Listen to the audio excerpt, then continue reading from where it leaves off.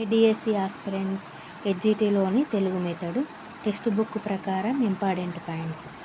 ఇంతవరకు మనం first year second ఇయర్లో టెక్స్ట్ బుక్లోని ఇంపార్టెంట్ పాయింట్స్ చెప్పుకున్నాం.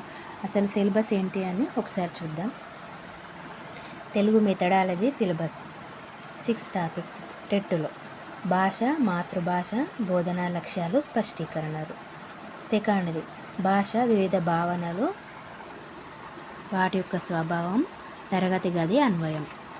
భాష నైపుణ్యాలు, సామర్థ్యాలు, తరగతి గది అన్వయం. ఫోర్త్ది బోధనా పద్ధతులు. ఫిఫ్త్ది ప్రణాళిక రచన, వనరుల వినియోగం, సహపాఠ్య కార్యక్రమాలు. సిక్స్త్ది బోధనాభ్యాస ఉపకరణాలు, నిరంతర సమగ్ర మూల్యాంకనం. హెచ్జిటి సిలబస్ భాష నిర్వచనాలు, ఉత్పత్తివాదాలు, భాష కుటుంబాలు. సెకండ్ది మాతృభాష, బోధనా లక్ష్యాలు, స్పష్టీకరణలు, కనీస అభ్యాసన స్థాయిలో విద్యా ప్రమాణాలు, ద్వితీయ భాషగా తెలుగు, త్రిభాషా సూత్రం.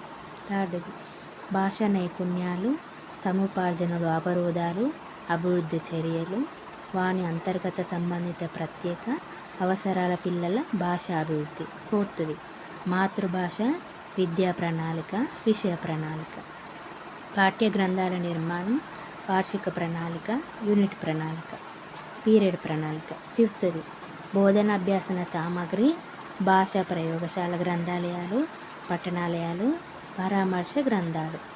సిక్స్త్ది మూల్యాంకనం, నిరంతర సమగ్ర మూల్యాంకనం, పరీక్షలు, మదింపు.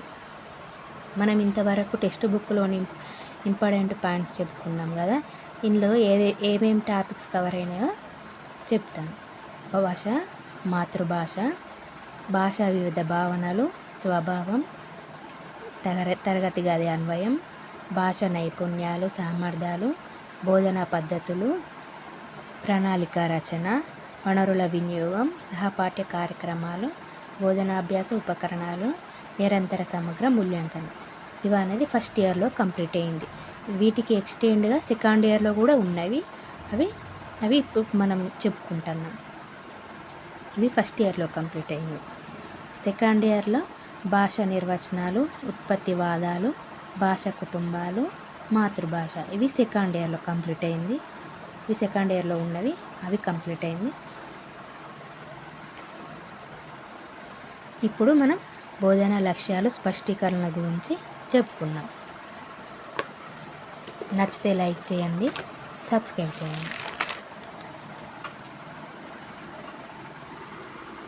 లక్ష్యాలు, స్పష్టీకరణలు. విద్యాబోధన కొన్ని లక్ష్యాలతో కూడుకున్నది. విద్యాబోధన అనేది కొన్ని లక్ష్యాలతో కూడుకున్నది. వాటిని అర్థం చేసుకోవడం, వాటి ఆధారంగా బోధించడం అనేది కొంత కఠినమైంది. కాబట్టి ఈ లక్ష్యాలని వర్గీకరించాలని 1948 బోస్టన్ అనే నగరంలో జరిగిన అమెరికన్ సైకాలజికల్ అసోసియేషన్ సభలో నిర్ణయించారు.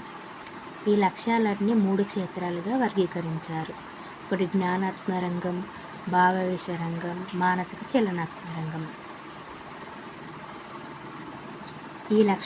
ఈ లక్ష్యాత్మక బోధనాభ్యాసన ఈ ప్రక్రియను అమలుపరుస్తున్నప్పటికీ ప్రాథమిక స్థాయిలో అభ్యాసన స్థాయిలు చాలా తక్కువగా ఉన్నాయని ప్రభుత్వం గుర్తించింది. అంటే ఈ లక్ష్యాత్మక బోధన జరుగుతున్నప్పటికీ విద్యార్థులు అభ్యాసన స్థాయిలు తక్కువగా ఉన్నాయని ప్రభుత్వం గుర్తించింది. తర్వాత 1986 జాతీయ విద్యా విధానం కనీస అభ్యాసన స్థాయిలను MLL గుర్తించింది.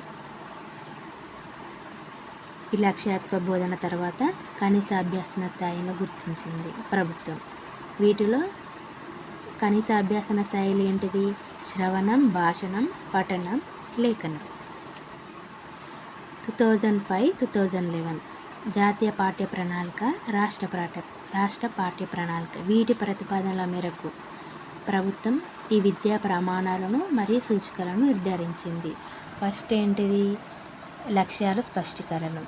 వాటి స్థానంలో కనీస అభ్యాసన స్థాయిలు మరియు మళ్ళీ దాని స్థానంలో విద్యా ప్రమాణాలు. ఇది షార్ట్కట్గా ఇక్కడ రాశాను. ఫస్ట్ లక్ష్యాలు, స్పష్టీకరణలు వచ్చినాయి. ఈ లక్ష్యాలు అనేది ఉపాధ్యాయుడు ఎంపిక చేస్తే, ఈ స్పష్టీకరణ అనేది విద్యార్థిలోని ప్రవర్తన మార్పు. వీటిని 1948 బోస్టన్ అనే నగరంలో శాస్త్రవేత్తలు అనేది నిర్ణయించారు. తర్వాత నెక్స్ట్ కనీస అభ్యాసన స్థాయిలు MLL. వీటిని 1986 జాతీయ విధానం ద్వారా ఈ కనీస అభ్యాసన స్థాయిలు. దీనికి అధ్యక్షత వహించింది ఎవరు? RH దవే.